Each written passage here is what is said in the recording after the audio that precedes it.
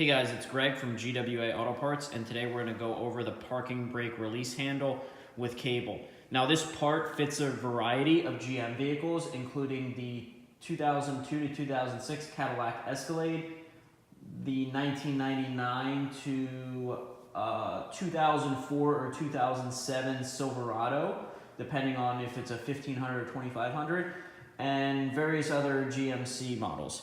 Now, just to give you a little overview of the product, this is actually the release handle that releases the parking brake. This piece mounts under the factory dash, kind of to the left of the gas pedal.